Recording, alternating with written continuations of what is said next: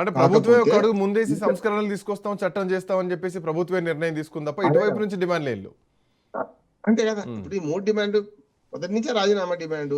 రెండోది ఇప్పుడు కాన్సిక్వెన్స్ లో వచ్చిన భాగం కదా కేసులు అనేటివి కదా. ఉద్యమంలో వచ్చిన భాగం కదా. ఉద్యమం కన్నా ముందు లేవు అది కేసులు అయితే కదా. ఇప్పుడు ఎవరైతే ఉద్యమం కన్నా ముందు ఎవరైనా వేరే విద్యార్థులు తిరగబడితే అప్పుడు కేసులు అనుకొని తప్పడవచ్చు. వీళ్ళు ఉద్యమం చేసిన తప్పుదారి పడితేనే కదా కేసులు పెట్టింది కదా. ఇవి అంటే అంటే వాళ్ళకి ఒక ఉపశమనం, తాత్కాలిక ఉపశమనం అంటున్నారు. అందుకని అసలైన సంస్కరణ మొదలు కాలేదు. అసలు సంగతి వచ్చి ఇవన్నీ కోసం మాట్లాడుతున్నాం అంటున్నాను.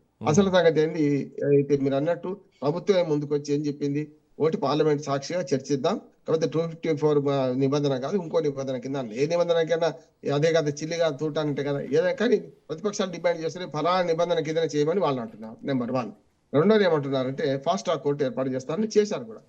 ఢిల్లీ హైకోర్టు వెంటనే బెంచ్ ఏర్పాటు చేసేసింది. ఒకటి మన ఫాస్ట్ ట్రాక్ కోర్టుకు జడ్జిని నియమించేసింది. వేరే జిల్లా కోర్టుకి పనిచేస్తున్న జడ్జిని దాన్ని నియమించేసేసింది. రెండోది మంచిది.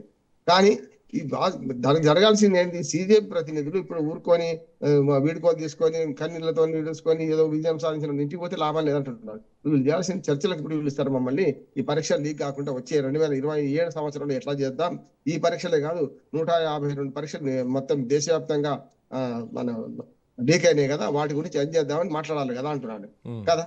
అంటే ఇప్పుడు రెండో భాగంగా ఏమంటున్నానంటే విద్యారంగ సంస్కరణకు కృషి చేయాల్సిన పని ఉన్నది అన్నాను. అందులో ఇవన్నీ ఉంటాయి, పరీక్ష లీకేజ్ ఉన్నాయి, ఇవన్నీ ఉన్నాయి కదా. అప్పుడు విజయం దీంట్లో ఒకసారి ప్రభుత్వం వైపు నుంచి ఆలోచిద్దాం.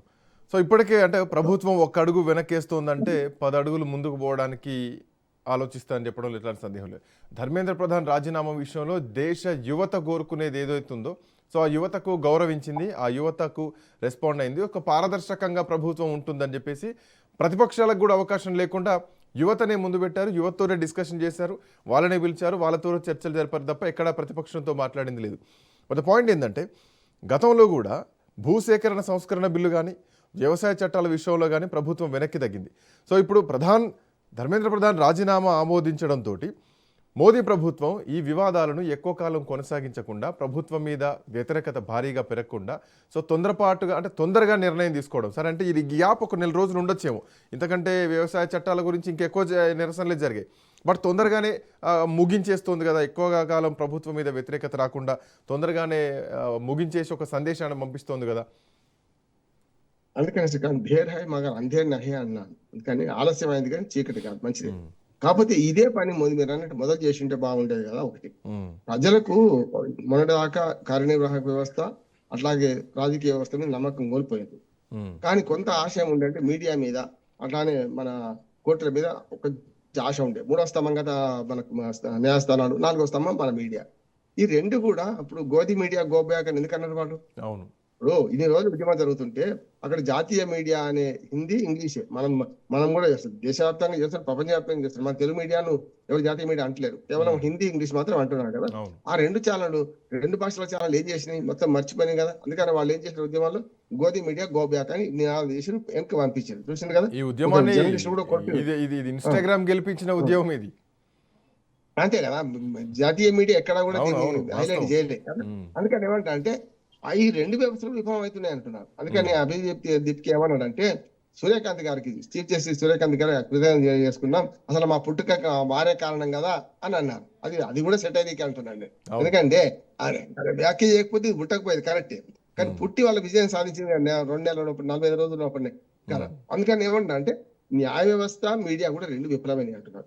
ఇక నేను చెప్పాను కదా మొదటి నుంచి, తండ్రి కొడితే తల్లి దగ్గరికి వెళ్ళినప్పుడు కన్నతల్లి దయ్యమైనాక దొట్లగంటే దిక్కేవాడు అన్నట్టు ఇప్పుడు న్యాయస్థానాలు కూడా పరోక్షమైన వ్యాఖ్యలు మొదలు బొద్దింకల వ్యాఖ్య అంతకు తప్పు.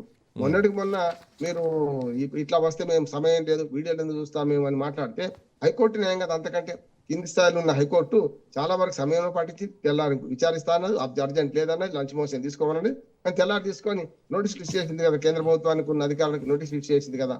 ఇప్పటికి కూడా కొంత సంస్కారం లోపల జరుగుతుంది. ఉదాహరణకి ఏంటంటే మందు దెబ్బ కొట్టి మందు పోయడం లాంటిది అంటున్నాను.